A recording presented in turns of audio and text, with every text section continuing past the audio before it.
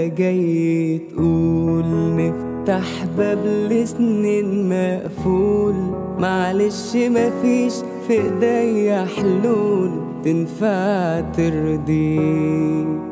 بأمارة مين هفضل هنا حتى دقيقتين؟ ده تقيل على قلبك نفس هوا بيطير حواليك.